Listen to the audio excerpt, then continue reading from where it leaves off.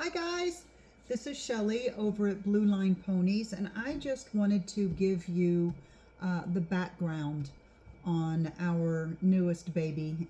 That'd be Cowboy Charlie.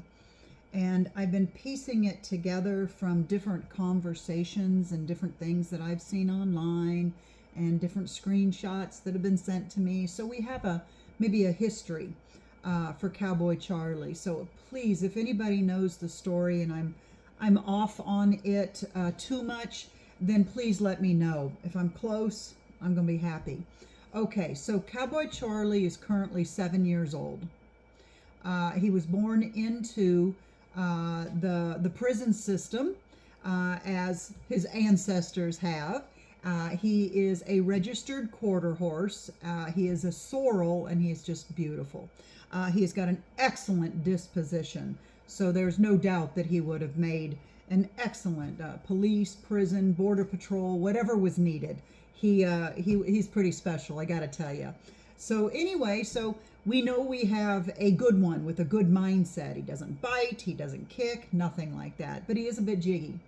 So here's what I understand is when he was about 5 years old, one of the prisoners was riding him, which was completely normal. I mean, they could have ridden him and overlooking, 24,000 head of cattle if, he was working in the prison, or he could have had a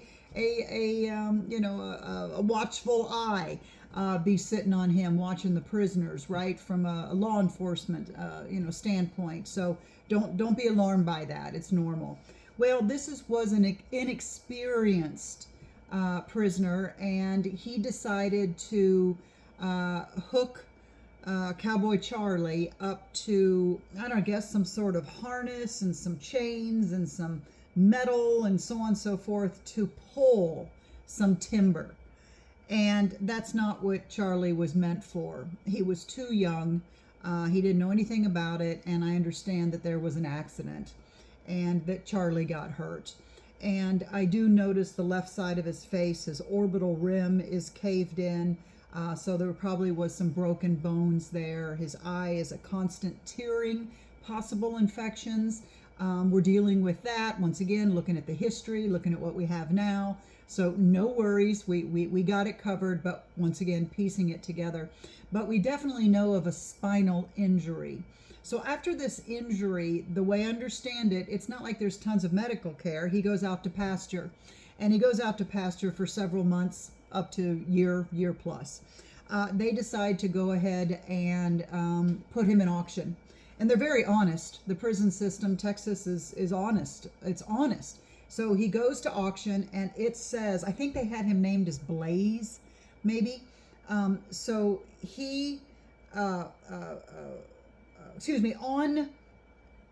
his profile, if you want to call it, it actually says spinal injury, back injury, something like that. Don't ride, not rideable, whatever. So they were honest and said this dude can't be ridden. He's hurt. Some bad dude decided to buy him and flip him, right? That's just like flipping a house or flipping a car. They bought Blaze, which is now Cowboy Charlie. So they bought Blaze and flipped him. And some poor, unsuspecting, normal family bought him, not knowing any of this. So they send him to a trainer. I don't know who the trainer was, but we suspect there might have been some rough training involved, because Cowboy Charlie, every time you put a saddle on him or a blanket or anything to that effect, it was not a positive experience. That you put a saddle on him and tried to get on him, he bucked you, and it's because he was in so much pain. So we suspect that there was some very strong hands, maybe a crop, maybe the whip involved, because he's very sensitive to even seeing that now. So I understand that the family took him back and possibly started doing some research to figure out what's going on here, because this is a 7-year-old beautiful baby that is absolutely refuses to be ridden. So after some research, I guess he finally, the dad, I'm going to call it, the good people, once again, they didn't do anything wrong. I think they finally started piecing some things together and maybe asked for some help. And then we've got, Tanya and Tim with the Texas Prison and Police Horse Rescue, right? They're 501c3. They're the big guys over there in Texas. They were dear friends, and somehow they got involved. Well, they ended up buying him, Cowboy Charlie, from this nice family because they didn't know what to do with him at this point. I mean, it certainly wasn't what they were looking for. So after Tim and Tanya had him for a while and confirmed where we're at with him and mentally where we're at and physically where we're at, and did some chiropractic care and did some really good supplements and got to know his personality, that's when they reached out to us. And we were full, just so you know. But since we moved, we have more room and we would love him. So that's how he ended up with us. So he's still in quarantine. He is awesome. Of course, I hang with him every single day. I even take my phone out there. I read to him, and he's very sociable. He is a little jiggy.